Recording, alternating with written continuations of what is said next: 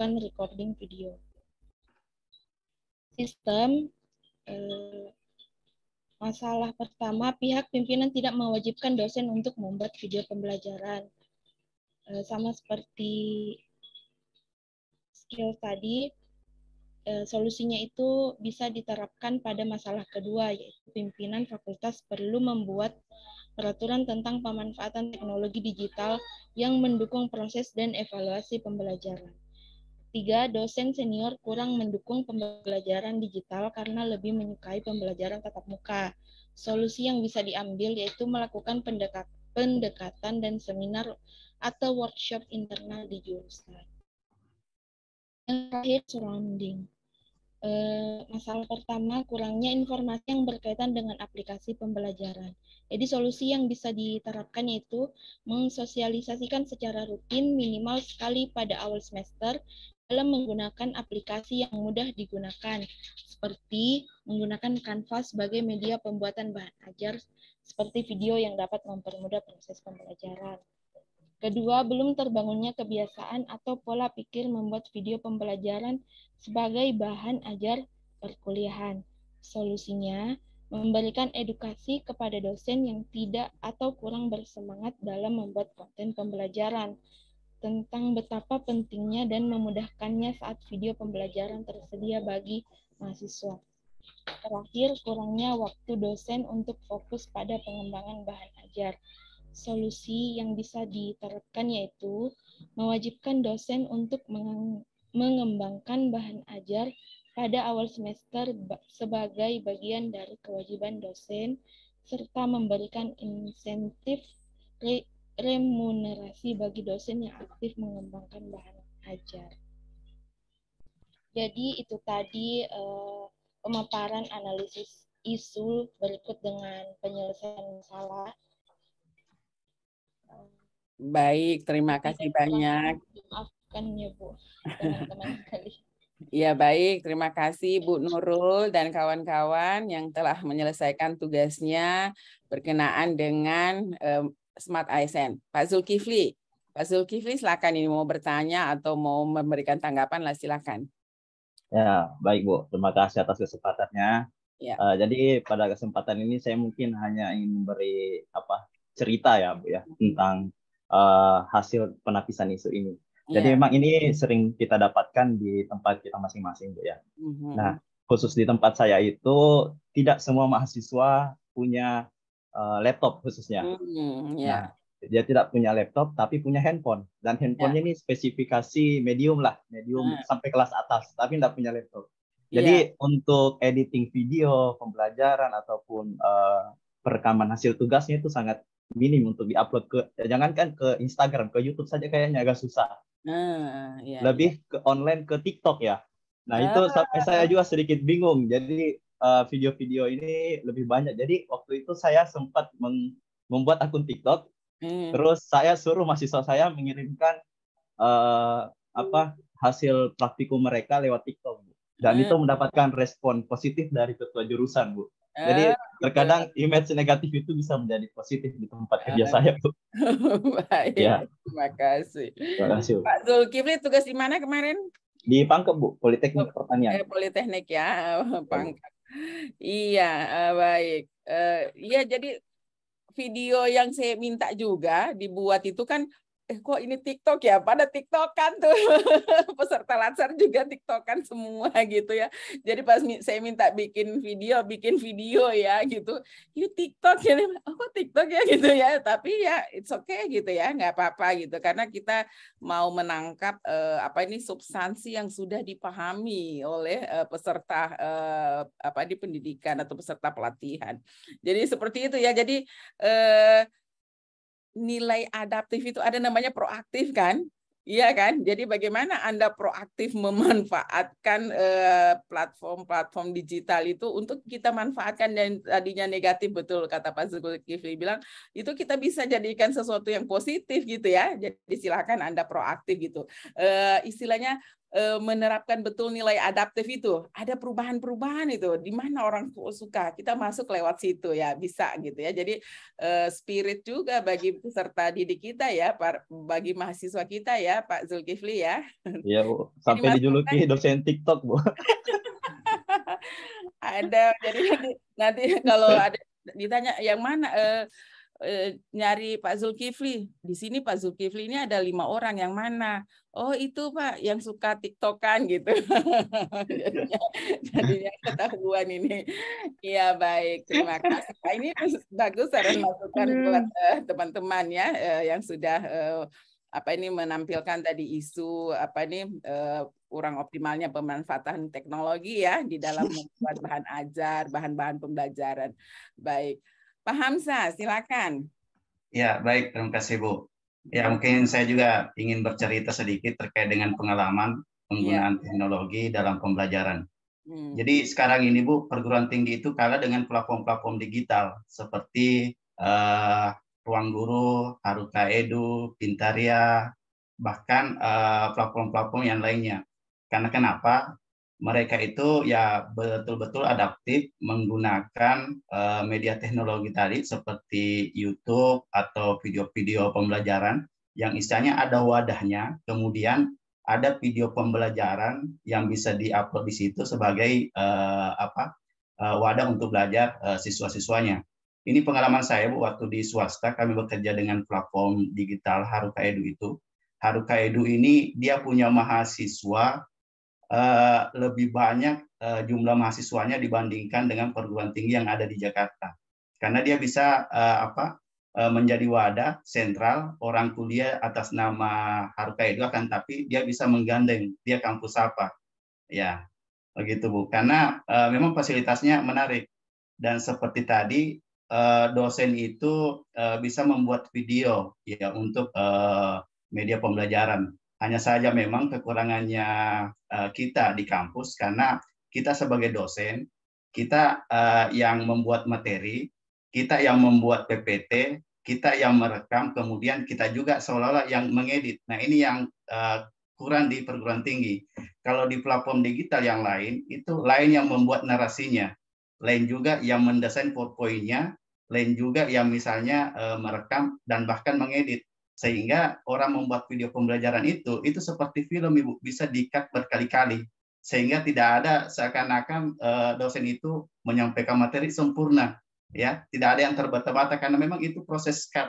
Ya, yang salah diulang seperti film layaknya.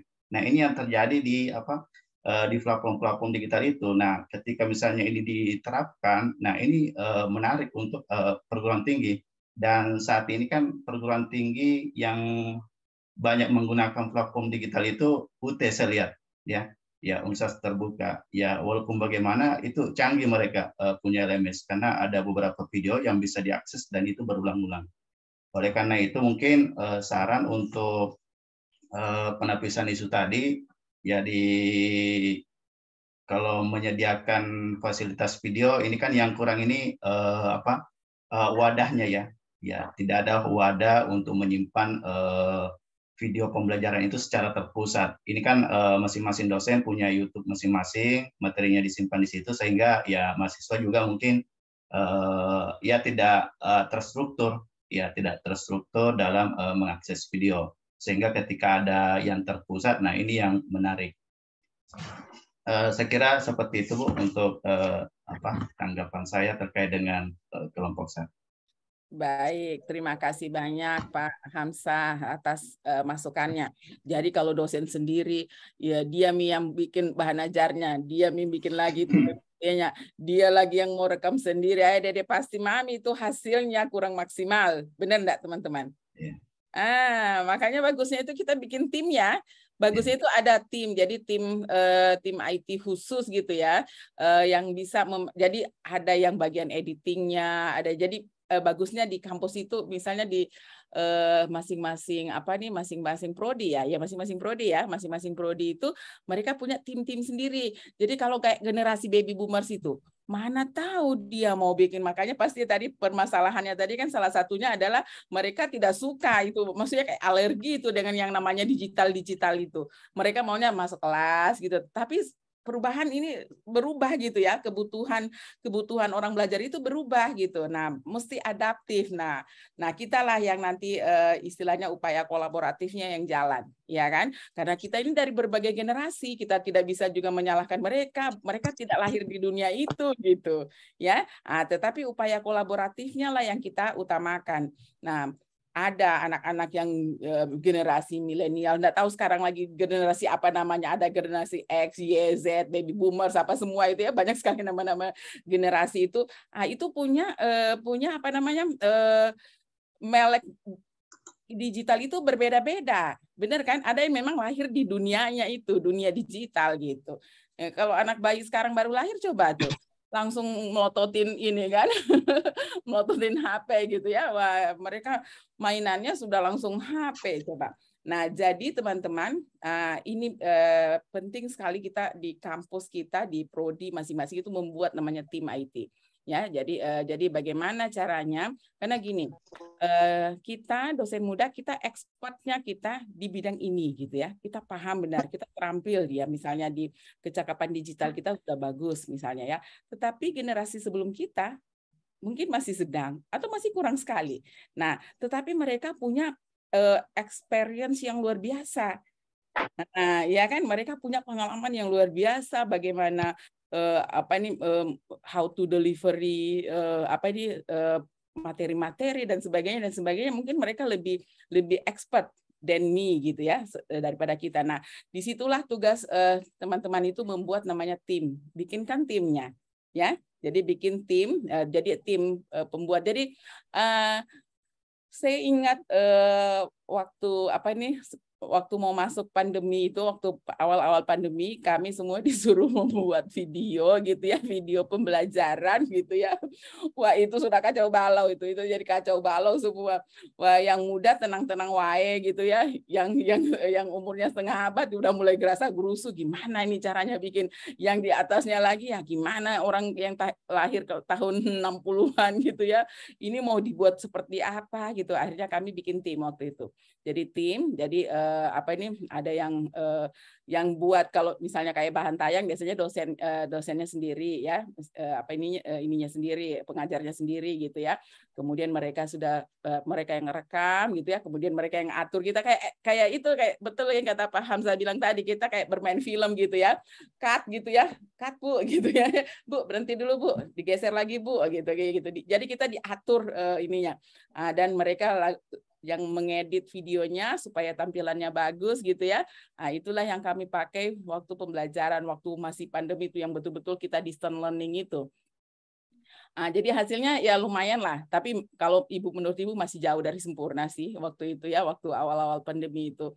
Jadi memang apalagi kalau kita punya video pembelajaran itu sudah, kalau Alfie Rev yang ini ya, Alfie Rev yang handle ya, wah gila, bisa keren habis itu ya.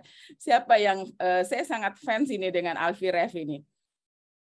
Ya, teman-teman suka enggak hasil karyanya? Iya, suka Bu.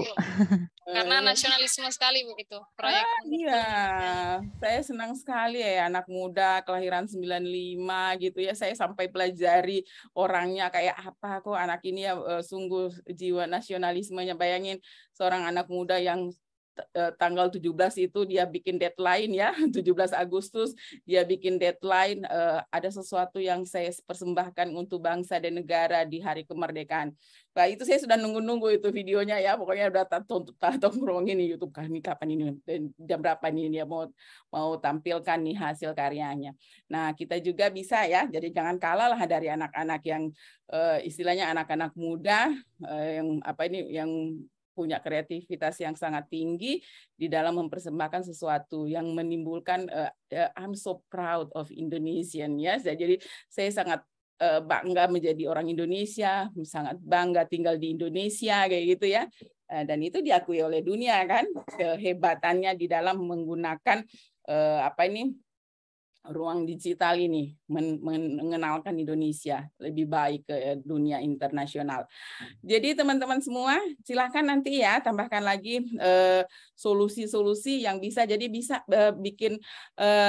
bikin tim IT ya untuk di setiap prodi untuk memanfaatkan teknologi yang ada untuk membuat bahan ajar, bahan tayang, video-video pembelajaran dan sebagainya.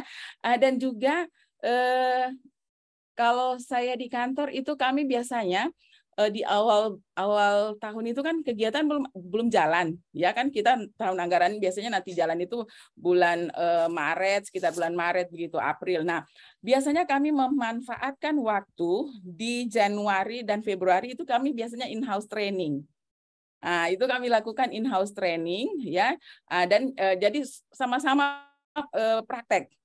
Itu jadi biasanya saya ingat kami punya senior gitu ya, yang kami istilahkan generasi kolonial yang milenial gitu ya. Jadi beliau sudah pensiun, jadi kalah sama anak muda gitu ya. Sangat kalau kami bilang itu pokoknya kolonial rasa milenial gitu ya. Jadi dia sudah umur 60 lebih, hampir 65 tahun, tapi sangat lincah berdigital ria gitu.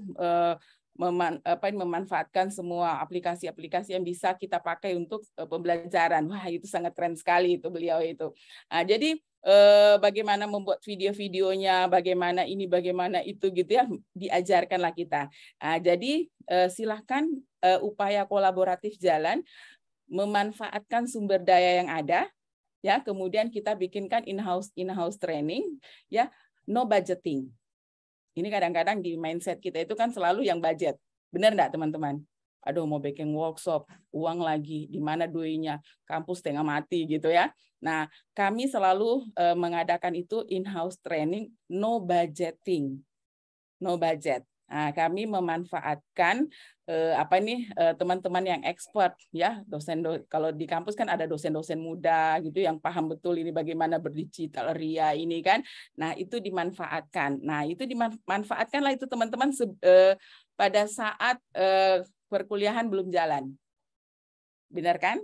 Ada kan ruang-ruang kita istilahnya mahasiswa libur, tapi kita tidak libur kan? Dosennya tidak libur kan? Benar enggak? Kita tetap kerja gitu, jam efektif kerja tetap jalan, tapi mahasiswa libur. Manfaatkanlah waktu-waktu libur mahasiswa, jadikan itu ruang belajar bagi teman-teman dosen, supaya kualitasnya bisa lebih bagus, istilahnya lebih adaptif di dalam menghadapi perkembangan kebutuhan belajar dari para mahasiswa. Oke? Bisa, Bapak Ibu? Bisa ya? Siap, Bu. Nah, jadi bisa in-house training, manfaatkan di bukan di jam aktif perkuliahan, tapi pada saat libur mahasiswa kita tetap aktif bekerja, silakan itu dimanfaatkan ya.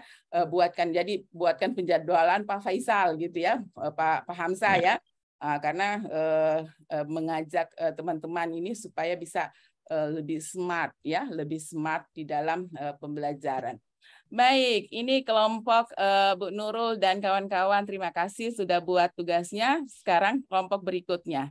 Saya penasaran isunya apa yang diangkat. Silakan. Ya, baik Ibu.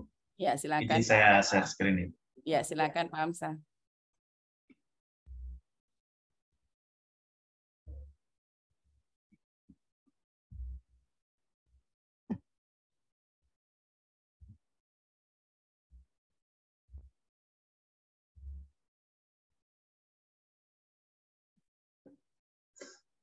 Ya, baik, izin teman-teman semua. Terima kasih Ibu Dr. Aspina atas waktu yang sudah diberikan. Pada kesempatan ini, untuk tugas analisis itu Smart ASN di instansi kami. Kami dari kelompok 2, saya sendiri, ada Rahma, ada Hidayati Pratiwi, ada Pak Dandan, ada Muhammad Sulkifli. Baik, langsung saja. Terkait dengan Smart ASN, kami mengidentifikasi beberapa isu yang artinya mungkin ini kasuistik, akan tapi ini terjadi ya di beberapa instansi kami. Seperti yang pertama, tidak tersedia jaringan WiFi di setiap ruangan kelas sehingga mempengaruhi ya pada aspek proses literasi digital. Kemudian yang kedua, tidak semua dosen memahami penggunaan LMS dalam pembelajaran. Yang ketiga, tidak semua dosen memahami sistem Mendeley dalam pembuatan karya ilmiah. Yang keempat, belum optimalnya pemanfaatan YouTube sebagai media pembelajaran bagi mahasiswa. Kelima, kurangnya fasilitas pembelajaran LCD demi menunjang media pembelajaran yang bersifat digital. Keenam, belum optimalnya pengolahan hasil karya dosen dan mahasiswa yang terintegrasi dengan website program studi. Kemudian yang ketujuh, kurang maksimalnya pemanfaatan teknologi dan informasi dalam administrasi dan penyimpanan dokumen. Yang kedelapan, belum optimalnya kompetensi ASN terkait penggunaan teknologi dalam pelayanan publik. Kesembilan, ASN yang mendekati masa purna bakti tidak lagi ada kemauan untuk memahami teknologi. Kesepuluh, penggunaan media sosial dan teknologi tidak mendorong terhadap pelayanan publik. Kesebelas, minimnya sosialisasi tentang aplikasi Sister yang membuat dosen belum optimal dalam mengupload berkas beban kerja dosen atau BKD. 12, modul dosen tidak diperbarui mengikuti perkembangan teknologi, membuat mahasiswa kurang termotivasi dalam berwawasan luas. Nah, inilah analisis isu dengan kriteria APKL yang kami gunakan. Sehingga dari ke-12 isu ini kami dapatkan isu yang memiliki poin tertinggi, yaitu nomor 4, terkait dengan belum optimalnya pemanfaatan YouTube sebagai media pembelajaran bagi mahasiswa. Kemudian yang kedua, dengan poin yang tertinggi tadi, belum optimalnya pengolahan hasil karya dosen dan mahasiswa yang terintegrasi dengan website program studi. Nah, kami kembali melakukan penapisan dengan menggunakan analisis USG, ya melihat tingkat urgensinya, seriously-nya, kemudian ground-nya. Kemudian kami dapatkanlah dari hasil diskusi kami dengan teman kelompok, yaitu nomor 1 sebagai peringkat pertama, yang dimana ini yang kami akan carikan solusinya. Sehingga analisis isu selanjutnya dengan menggunakan fishbone, di mana tadi masalahnya adalah belum optimalnya pemanfaatan YouTube sebagai media pembelajaran bagi mahasiswa, yang dimana kami menggunakan 4S sebagai sumber penyebab. Yang pertama adalah suppliernya, yaitu belum tersedianya video pembelajaran berbasis YouTube sebagai media pembelajaran bagi mahasiswa. Kemudian dari aspek skill-nya, belum ada pemahaman dan keinginan kuat dari para dosen untuk belajar membuat konten pembelajaran berbasis YouTube. Kemudian yang ketiga dari aspek sistemnya, yaitu belum adanya aturan yang mengharuskan dosen untuk menjadikan YouTube sebagai media pembelajaran.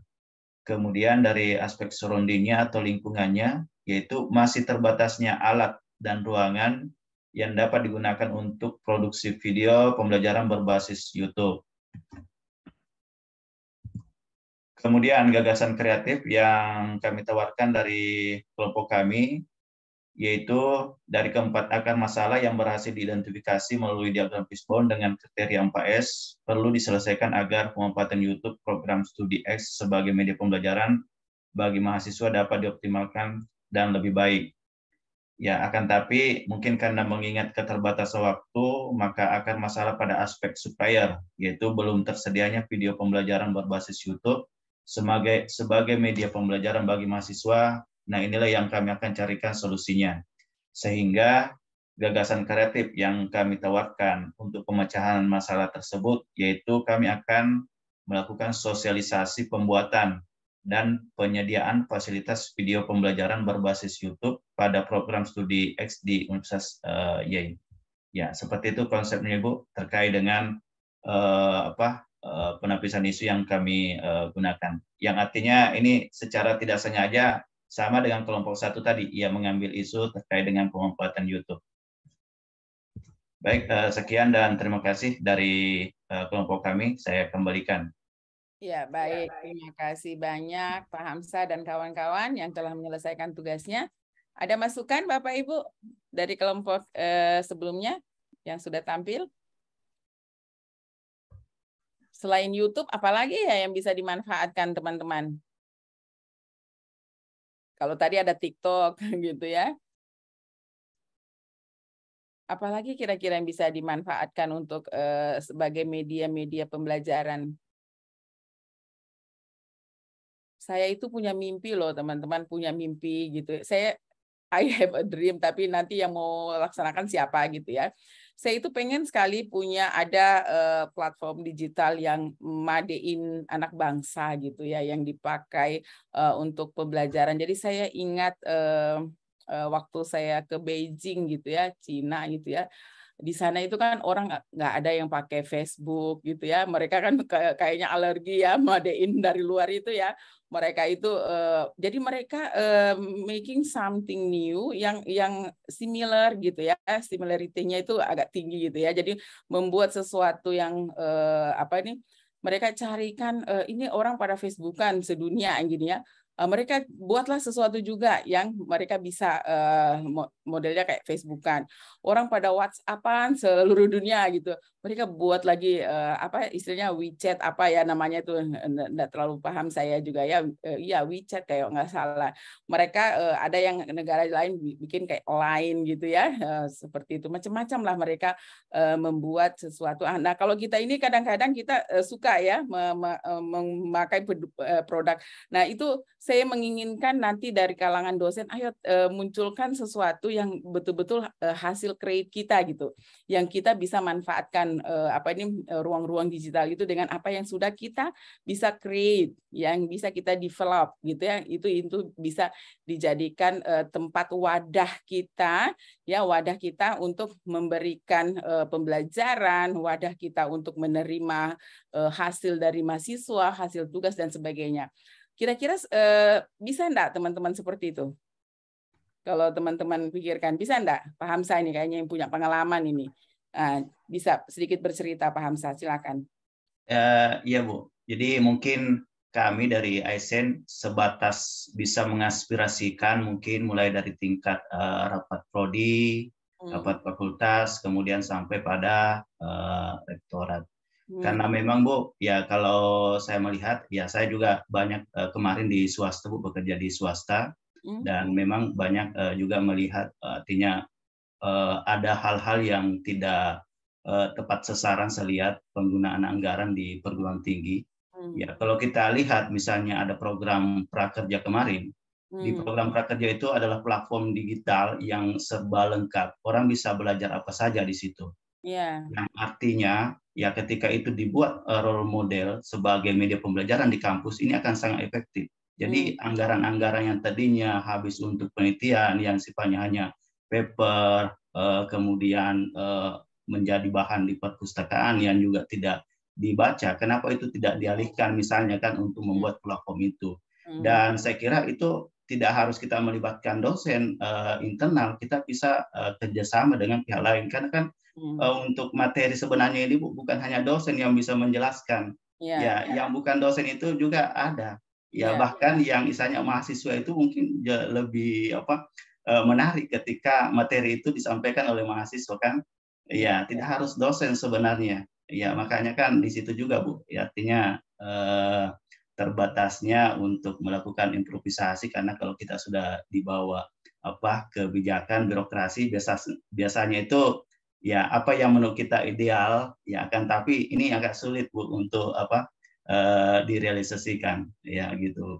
Oke, baik. Iya, jadi nanti teman-teman semua ada satu yang Bapak Ibu ya sebagai dosen-dosen muda ini bisa pelajari kepemimpinan ya. Jadi nanti ya bagaimana kita seorang yang muda masuk ke dalam kampus dan mampu mempengaruhi pengambil kebijakan, membuat satu kebijakan baru yang istilahnya bisa memihak kepada kita semua istilahnya untuk memenuhi kebutuhan kita semua, baik penerima layanan mahasiswa utamanya dan kita. Ya, jadi jangan sampai kayak anak saya kemarin bilang, "Ma, Kenapa saya dosen ini jadul sekali mama gitu kan? Kenapa bilang dosen jadul kayak gitu? Ini orang so sampai di langit, ini kita ini masih di dalam tempurung mama, dia bilang gitu ya, dengan logat palunya gitu ya. Ada apa gitu? Gila ini kan sekarang mama, kita kan semua ini sebenarnya kita melakukan penghematan uang negara. Terus katanya kan dia kuliah di manajemen ini apa, di manajemen pemasaran gitu, ada berkaitan anggaran dan sebagainya. Terus kita ini semua apa ini sudah kampanye melarang penggunaan hasil hutan kertas. Nah, kenapa ini kesian dosenku ini, bayangin mama, dia suruh kita menulis, mama, setiap orang, setiap mahasiswa menulis 16 halaman gitu ya. Untuk ini orang sudah tidak disuruh menulis, kita disuruh menulis mak katanya. Ya mungkin dosenmu berpikir positif bahwa kalian itu sudah kaku jari-jari tangannya sehingga nanti tidak bisa menulis lagi, makanya dilatihlah kalian menulis gitu. Kalau cuma 5 halaman kayaknya kurang cukup nak, mungkin 10 juga kayaknya tanggung, mending 16 halaman. Mungkin ada angka yang spesial di angka 16 itu, nah kayak gitu. Jadi saya berusaha membuat pikiran negatif tadi menjadi pikiran yang positif gitu. Nah, jadi teman-teman semua silakan nanti gini, saya masuk di satu sistem, kemudian saya berusaha mempengaruhi atasan, pengambil kebijakan, membuat perubahan. Nah, itu kerja saya itu ya. Jadi kerja saya itu dimanapun saya ditugaskan, kemarin dari Dinas Pendidikan, saya buat perubahan besar-besaran ya. Dari tadi anggaran tidak ada pengembangan kompetensi, tak bikinin pengembangan kompetensi, di mana yang harus saya press. Ada anggaran-anggaran yang menurut saya tidak efektif, tidak efisiensinya kurang, efektivitasnya kurang. Itu ada namanya PDCA ya teman-teman. Kita planning, do, check, kemudian take action kayak gitu ya. Saya lakukan itu PDCA. Ya, kayak prinsip Kaizen itu loh, ya. Kaizen itu kan perbaikan secara kontinu ya kan, prinsip Kaizen itu. Jadi saya terapkanlah itu. Tapi yang saya tembak itu adalah pengambil kebijakan.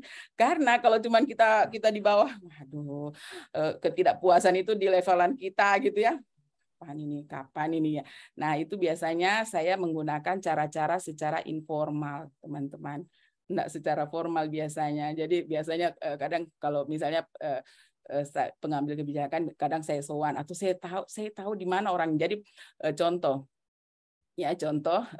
saya tahu nih orang ini gimana, saya cari tahu ini seperti apa kesehariannya secara informal nih. Oh, ternyata suka renang.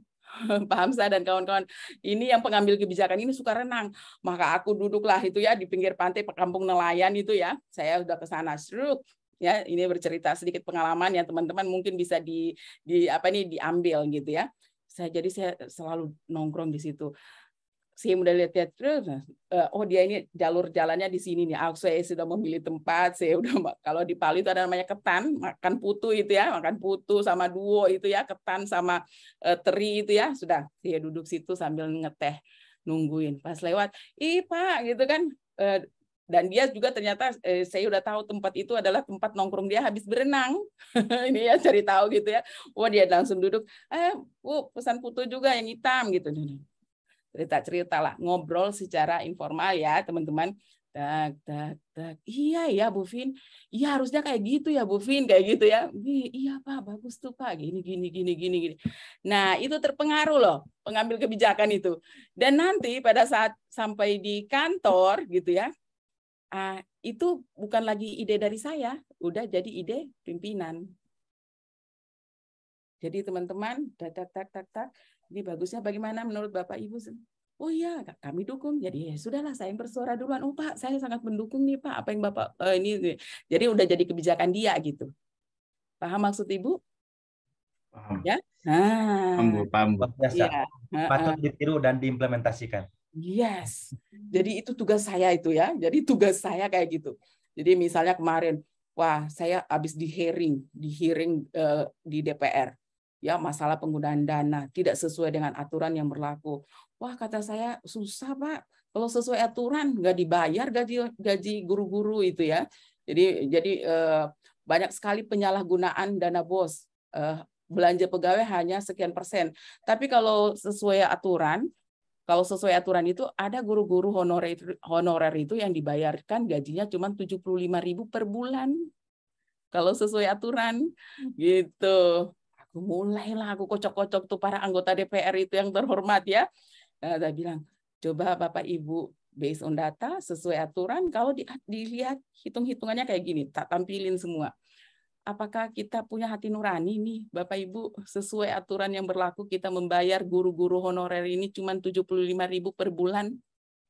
Pada melongo kan nggak tahu ini apa yang terjadi di bawah gitu ya. Kitalah yang memberikan penjelasan bla bla bla. Dan akhirnya diambillah kebijakan uruk rembuk.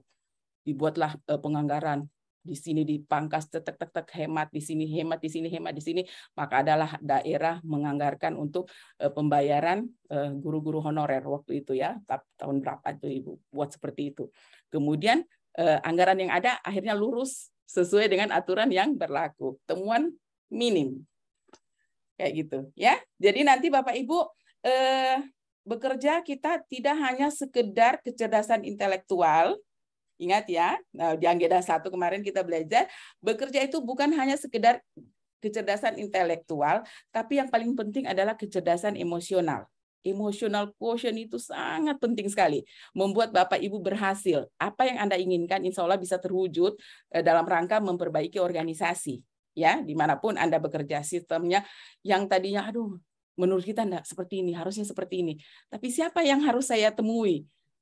Lakukan pendekatan itu secara informal dulu. Kalau saya sih, nanti informalnya nanti itu. Kalau dia sudah oh iya ya, bagus ya Bu Vin kayak gitu ya.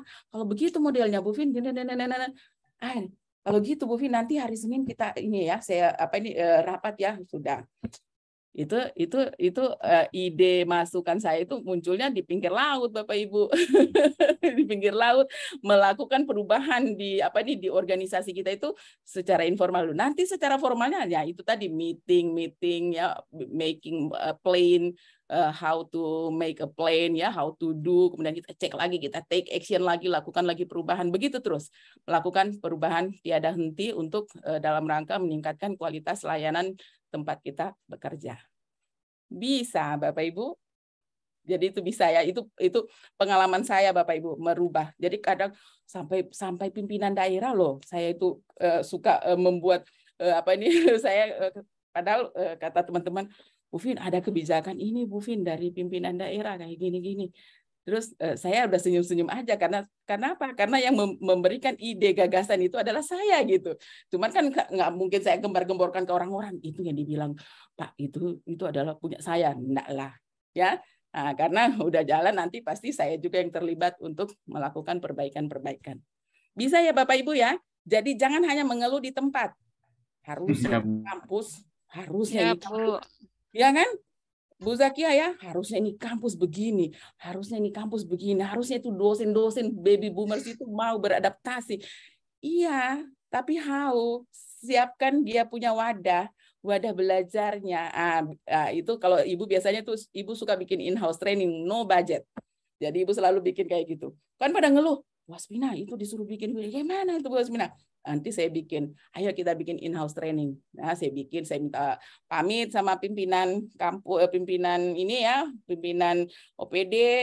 Pak, saya mau bikin begini, saya tidak akan mengganggu anggaran Bapak, tapi saya mau ini secara legal, kami ditugaskan untuk mengikuti in-house training, kami memanfaatkan teman-teman sejawat yang expert, mereka dijadikan narasumber, ya, dan mereka dapat sertifikat dari OPD. Nah, jadi bikinlah itu ya. Jadi in-house training, ada workshop segala macam saya buat ya Bapak Ibu, saya buat itu semua legal. Jadi saya dapat sertifikat sebagai narasumber misalnya, saya dapat sertifikat sebagai peserta workshop dan sebagainya. Nah, itu nanti berguna untuk dapatkan angka kredit kami dan berguna untuk peningkatan kompetensi kami dan no budget. Nah, itu bisa teman-teman bisa tiru itu, ya. Jadi kan jangan selalu berpikir membuat suatu kegiatan harus ada anggarannya. Wah, anggaran setengah mati. Jangan Bapak Ibu. Ada rela berkorban kan? Nilai agenda 1 ada nilai rela berkorban kan Bapak Ibu? Benar enggak? Benar. Iya, Bu. Betul, Bu, betul, Bu. Jadi malah kami kepala badan kadang-kadang masuk ke ruang ruang seminar gitu ya, kami seminar segala macam. Jadi ini snacknya gimana? Ya kami urunan lah Bapak Ibu. Urunannya kayak apa gitu? Kami bikin dari Bu Fin nanti saya bawa pisang goreng, oke. Bu Fin saya nanti bawa gado-gado, oke. Bu Fin nanti saya bawa termos ya, isinya sirup, boleh. Jadi diatur di meja, keren banget gitu ya. Masing-masing orang membawa apa yang bisa dia bawa dari rumah. Dan itu yang kami pakai untuk snack atau makan siang, lunch di kantor. Pada saat kami in-house training, workshop, macam-macam yang kami buat tanpa budget itu. Nah, itu bisa itu, ya. Bisa itu. Jadi ada nilai kolaboratif teman-teman, berdayakan siapa yang bisa diberdayakan, berdayakan aset-aset yang ada di kampus yang kita bisa jadikan sebagai semua sumber belajar. Boleh, Bapak Ibu? Siap. Siap, Bu. Setuju, Bu. Setuju. Siap, Bu. Nah, setuju ini Bu dengan idenya. Iya, iya kan? Jadi jangan selalu berpikir itu harus ada anggaran. No, ya. Jadi itu karena itulah yang biasanya mengungkung kita Bapak Ibu. Benar nggak? Harusnya ini ada anggaran ini. Nah, ayo buatlah sesuatu yang karena gini, kita nuntut anggaran juga, kampus juga kadang-kadang sudah setengah mati juga ngurus uang yang terbatas itu gitu ya. Jadi silakan nanti Bapak Ibu lakukan ide-ide kreatifnya, jangan hanya sampai di ide saja, bagaimana how to implement-nya gitu, bagaimana kita mau apply itu. Jadi jangan kita cuma full ide tapi tidak kita mampu apply gitu. Bagaimana kita apply? Nah, itu tadi bisa pendekatan secara informal dulu, nanti secara formalnya oke, belakangan. Itu ya teman-teman, itu saran-saran buat teman-teman semua berdasarkan pengalaman-pengalaman pada saat saya bekerja ya. Jadi itu bisa nanti mungkin juga bisa banyak berdiskusi dengan orang-orang yang lebih berpengalaman lagi, sehingga bagaimana kampus-kampus yang terbaik ada di Indonesia atau kampus yang terbaik di dunia, apa sih yang mereka lakukan sampai mereka menjadi kampus-kampus yang terbaik gitu ya. Kita bisa belajar, bisa benchmarking, ada kata benchmarking tadi ya, ayo kita lakukan benchmarking. Benchmarking jadi bukan hanya langsung saja kita secara langsung, bisa secara virtual kan Bapak Ibu, silakan lakukan benchmarking ke kampus-kampus terbaik ya yang ada di Indonesia, ada yang di dunia gitu. Lakukan itu via ruang-ruang digital yang bisa kita akses. Ya, lakukan itu. Ya, jadi lakukan itu. Jadi bagaimana kita belajar memperbaiki kualitas layanan kampus kita dengan belajar dengan narasumber terbaik yang ada di kampus-kampus terbaik. Bisa ya Bapak Ibu? Siap, Bu. Ya, Bu. Siap, Bu, bisa. Ya, Bu. Ada yang mau ditanyakan? Bisa ini, Bu. Siap. Ada yang mau ditanyakan Bapak Ibu? Aman ya semua ya? Oke. Nah, jadi Bapak Ibu, tugas kita jadi di agenda 3 ini, adalah bekal kita ya untuk nanti masuk di agenda 4 merancang, yaitu menentukan isu ya. Isu yang kita angkat ini apakah terkait erat isu manajemen ASN atau isu smart ASN. Nanti teman-teman silakan nanti ya membuat rancangan aktualisasinya dengan isu prioritas yang ingin kita selesaikan kurang lebih dalam waktu 1 bulan. Ya, dalam 1 bulan ini apa yang bisa kita selesaikan ya berkenaan dengan isu di tugas jabatan kita. Nah, kemarin pastinya ada tugas ya, ada tugas yang sudah diberikan kepada teman-teman semua berkaitan dengan isu ini. Boleh deh siapa yang mau tampilkan isu manajemen ASN? Satu deh siapa? Kita tidak mungkin tampilkan semua, mungkin satu yang mau tampilkan, boleh silakan. Ini Bu mau bertanya Bu, ini tugas saya kan yang mind mapping itu pas saya upload itu sudah terverifikasi terupload. Pas saya klik lihat dokumen itu langsung blank, langsung tidak ada tanya, terus 500 error. Lah. Ya sering lah itu. Pokoknya itu saya kadang-kadang mau upload tiba-tiba 500 server error. Iya, Bu, gitu sama. ya. Sering itu terjadi. Mungkin karena yang akses itu ribuan dari Aceh sampai Papua kan, jadi tiba-tiba langsung server pokoknya sudah dia muncul ke 500, itu angka 500 di sudut itu selalu muncul itu. Kalau sudah kayak gitu saya berhenti dengan Collabjar. Biasanya itu juga menjadikan saya kendala, kadang-kadang saya sudah mau mengajar, besok saya sudah mengajar tapi sistem lagi error. Jadi saya biasanya kadang nanti nunggu sistem bagus baru saya bisa ngupload lagi tugas, atau pada saat memberikan penilaian baru satu yang saya kasih penilaian udah sistem error. Itu kira-kira penyebabnya apa teman-teman? Kalau saya sih mungkin karena terlalu banyak yang mengakses, mungkin di waktu yang sama seperti itu. Tapi menurut teman-teman apa yang membuat sistem itu error kayak gitu? Kira-kira? Ya, mungkin kurangnya maintenance. Ada apa penggunaan? Maintenance ya. Iya, betul, maintenance-nya mungkin kurang. Kurang ya. Jadi seperti itu kejadian saya semalam, Bu. Sudah upload dari 7.30 link YouTube-nya, sejam kemudian dapat email masuk dari YouTube yang mana akun saya diblokir. Makanya saya susul WA sama Ibu, maaf ya Bu mengganggu waktu istirahat. Iya, itu apa nih sampai dia di apa namanya?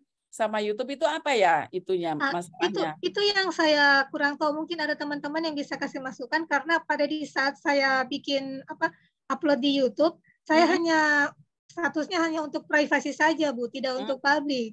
Makanya saya heran kenapa tiba-tiba sejam kemudian saya di email.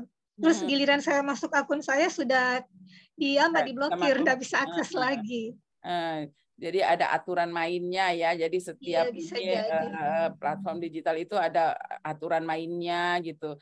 Sama kayak misalnya kita bikin akun YouTube, terus nanti nggak ada orang yang komentarnya itu off ya dari YouTube-nya gitu. Kita nggak bisa kasih komentar gitu. Padahal kita pengen sekali kasih komentar gitu. Tapi sama itunya nggak boleh. Ya macam-macam ya. Aturan main dari masing-masing aplikasi yang ada ini. Iya, jadi teman-teman silakan nanti ya Anda bisa tampilkan dulu deh satu yang tugas individunya, yang manajemen ASN sebelum kita bubar. Saya pengen lihat dulu. Yang main mappingnya Bu atau gimana Bu? Yang bukan ya, isunya. Isu kan ada ya tugas individu yang isu di tugas jabatan. Mungkin yang agenda 1 ya? Izin Bu, untuk tugas kita kan yang pertama tugas kelompok ya, isu, kemudian yang tugas individu itu ada mind mapping untuk manajemen ASN. Kemudian yang kedua itu ada buat video ya, jurnal. Tapi itu penjelasan dari materi manajemen ASN juga, Ibu.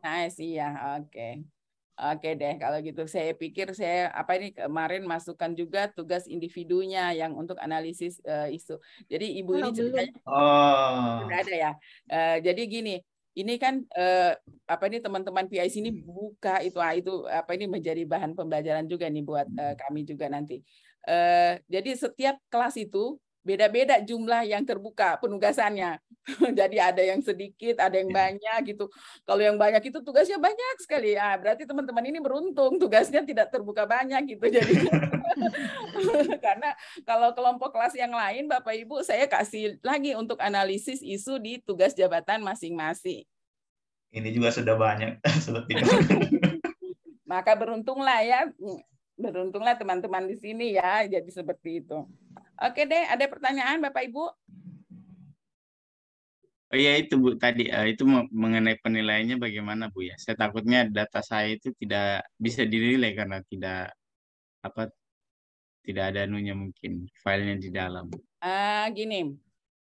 Jadi kan Pak Faisal kan sudah kirim ke Ibu ya tugasnya ya, sudah ya. Nanti saya cek ya, semua tugas sudah di-upload Bapak Ibu atau masih ada tugas? Sudah semua? Sudah Bu, sudah semua. Ya Bu, aman Bu. Aman ya. Nanti saja saya cek Pak Faisal ya. Nah, nanti saya akan memberikan penilaian. Oke. Terima kasih banyak Bu Gina, Bu Aspina. Baik. Nah, Jadi Bapak Ibu silakan ya nanti gunakan agenda 3 ini ya untuk Anda masuk ke masuk ke agenda 4. Jadi saya kira Bapak Ibu sudah paham semuanya ya bagaimana cara menganalisis isu sehingga mendapatkan isu prioritas gitu ya. Kemudian Anda carikan alternatif pemecahan isunya. Kemudian yang Anda perlu pahami betul bagaimana isu itu ya bisa terselesaikan ya dengan gagasan-gagasan alternatif yang sudah Bapak Ibu tampilkan, dan itu bisa diselesaikan kurang lebih 1 bulan. Ya, dalam 1 bulan. Jadi kita sudah istilahnya ada hitung-hitungannya gitu ya.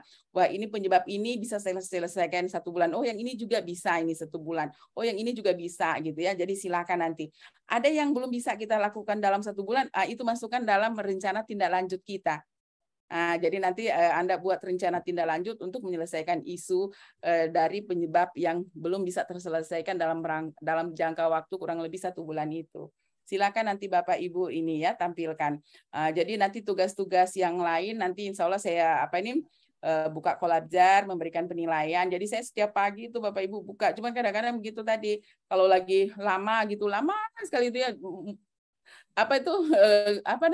Warnanya itu apa, biru apa hijau ya, yang muncul biru ya, aduh lama kok, kapan sampai di ujung gitu ya, muncul sedikit gitu, terus stagnan di situ, enggak gerak-gerak gitu. Aduh saya udah kadang-kadang sudah capek, saya nunggu, sudah saya matikan lagi gitu, saya tinggalkan lagi gitu. Nah itu semua menjadi kendala kita nanti dalam Smart ASN Bapak Ibu ya, bagaimana kita cakap secara digital itu, memanfaatkan ruang-ruang digital ini untuk memperbaiki layanan, meningkatkan kualitas layanan, dan sebagainya. Oke, Bapak Ibu ya, bisa? Bisa, Ibu. Oke. Ada lagi yang mau ditanyakan lagi berkenaan dengan materi ini, Bapak Ibu, manajemen ASN dan Smart ASN? Cukup, Bu. Cukup ya, Pak Dandan. Cukup, Bu, gitu ya. Kalau sudah cukup, kita tutup nih sesi gitu ya. Oke, saya nanti ada bimbingan angkatan 121 juga. Ini Bu. Di kelompok kami, Bu. Dengan kami lagi, Bu. Kelompok kami. Sampai akhir ketemu Ibu Aspina. Oh, saya sampai 11:30 di sini ya? Iya, Bu. Tuhanku tolong gitu ya saya. Ternyata saya jadi coach. Iya, saya memang lihat di sini ya ini. Jadi saya itu kayak gini. Saya buka kertas-kertas kayak gini. Jadi setiap kertas ini yang tadi itu manajemen waktu bekerja itu ya. Jadi saya buat. Jadi saya sudah tahu di hari ini saya akan ngajar di sini. Nanti kalau ini kertasnya sudah tak buka gitu, nanti saya buka terus nanti saya ada tempat penyimpanannya juga gitu. Saya simpan di sini kertas yang sudah gitu. Jadi saya tahu sudah berapa. Wah, kalau saya mah kalau kerja itu banyak sekali kayak gini ya, udah itu jadwal-jadwalnya kayak gitu. Jadi saya udah tahu, oh ini sudah selesai, oh ini juga nama-nama pesertanya tak tulis satu-satu karena banyak sekali tuh teman-teman ya, banyak sekali tuh. Saya nggak bisa hafal semuanya gitu, ya. Nah, mana harus saya centang juga kalau yang sudah saya berikan penilaian di Kolabjar kayak gitu ya. Wah, tugas-tugas ngajar itu banyak ininya ya kayak gini. Wah, udah dicentang-centang mana yang sudah saya beri penilaian, mana belum. Ya kan, maksudnya angkatan kan banyak tuh ya, angkatannya. Oh, angkatan sekian. Oh, angkatan 38 sudah dan. Jadi yang sudah selesai beri penilaian taruh lagi dan. 37 dan. Jadi ya kita salah satu kunci keberhasilan kita adalah manage your job gitu ya. Jadi manage your job. Jadi dalam hidup ini mau berhasil, manage your time, manage your job, manage your money gitu ya. Gitu. Ada lagi, manage your body. Itu ada 4. Jadi ada 4 hal yang kita manage dalam hidup. Manage your body, harus sehat kan Bapak Ibu ya. Kalau sakit-sakitan, nah gimana tuh? Jadi manage your body, ya, Bu. Makanannya diatur, tidurnya diatur, olahraganya diatur, manage your body, manage your money. Banyak orang enggak ke kampus. Kenapa? Ya, aduh saya kurang sehat. Padahal dia sehat di rumah. Ngapain? Bensin udah nggak ada gitu. Mobil kosong gitu ya. Mahal bensin, Bu. Mahal bensinnya gitu.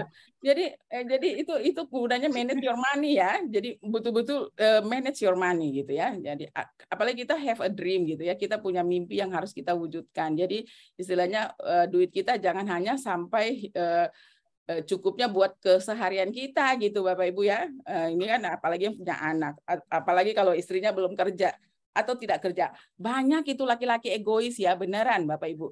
Itu istrinya enggak dikasih kerja. Jangan, tugasmu hanya ngurusin anak dan rumah. Wah gila nih. Oh egois banget ya. Menurutku egois, tapi itu oke itu. Dan jangan sampai ya. Pak Hamzah sudah married ya? Belum Ibu. Belum. Iya. Kenapa kalian enggak mau married semua ini? Pak Dandan juga belum, Pak Hamzah belum. Kami ini Bu berpindah-pindah tempat, makanya nggak pernah fokus. Oh, jadi di satu tempat ada, di tempat ini Terlalu ada, banyak mana ada, akhirnya bingung yang mana yang mau jadi ini. Kalau Pak Zulkifli udah married kan? Belum Bu, belum. Astaga. Berarti yang sudah ini Pak Faisal saja Pak ya? Zulkifli introvert Bu. Ah. Mereka ini introvert Bu. Sama cabangnya terlalu banyak kayaknya Bu. Pak Dandan, kayaknya calon banyak, akhirnya kesulitan menentukan yang dari beberapa ini menentukan yang mana menjadi prioritas untuk dijadikan pendamping hidup selama-lamanya, ini kesulitan kayaknya di situ itu.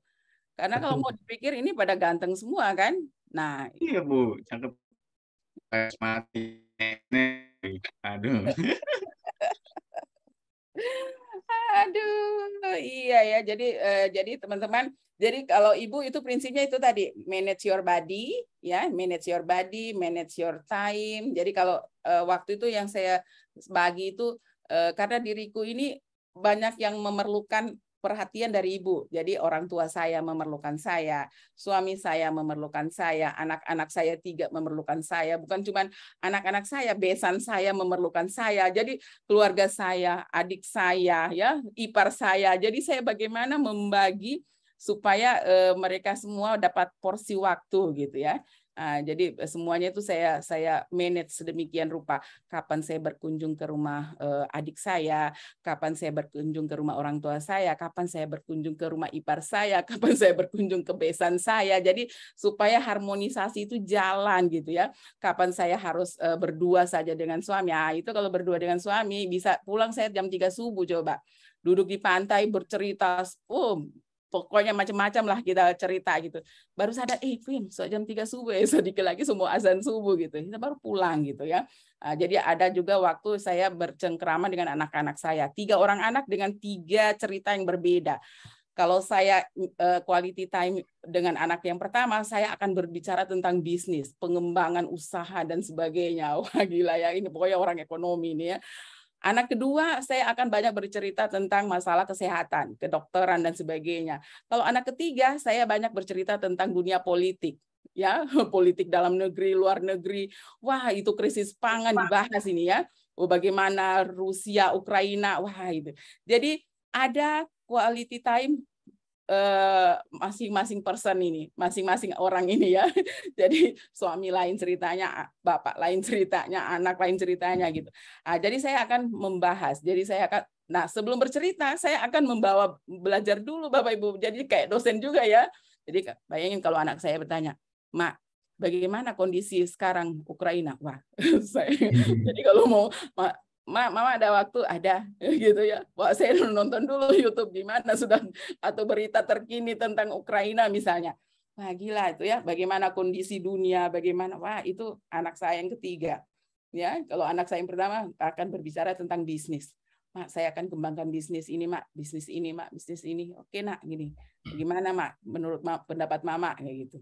Belum menantu saya. Wah, jadi dibagilah waktu, dibagi. Kalau menantu saya itu kita akan berbicara tentang kecantikan. Mak, kita nanti lakukan ini. Wah, ya kan? Jadi semua punya topik-topik yang mereka sukai dan kita menyesuaikan. Gitu nanti ya, Bapak Ibu ya dalam hidupnya. Supaya nanti kalau nikah nanti bisa langgeng sampai kakek nenek, ya. Kalau suami saya itu sudah NLP suamiku, dia tidak bisa cinta ke lain hati, hanya cinta kepada saya. Bah, mantap. Iya, beneran. Suamiku tuh enggak bisa dia ke lain hati, kayak yang lagi booming sekali ceritanya sekarang ini ya, yang menarik laporannya itu ya. Wah, ini yang mengikuti berita gitu ya. Wah, gitu ya. Jadi seperti itu. Jadi ya, teman-teman, Jadi balance your life ya. Jadi manage your waktu untuk jobmu seperti apa, waktu untuk keluarga seperti apa. Ada keseimbangan dalam hidup. Jangan Anda juga workaholic gitu ya, bekerja terus sampai lupa, pas sadar, astaga, umurku 60, saya belum married. Gila, orang udah pada cucu, udah punya cucu, kalian baru mau pikirkan siapa calon saya. Oh, udah kadung tua gitu. Jadi jangan Bapak Ibu ya, jadi segera cari jodoh. Menikah itu enak loh Bapak Ibu ya. Menikah itu enak gitu ya. Kita punya tempat curhat. Ya, tempat curhat dan tempat kalau capek enak itu. Apalagi kalau ini, mana yang ibu-ibu udah married ini? Saya, Bu. Saya, Bu. Saya, Bu. Paling enak kan? Punya suami enak kan? Bener enggak? Capek pulang dari kampus, yang tolong dong pijat. Iya, betul, Bu.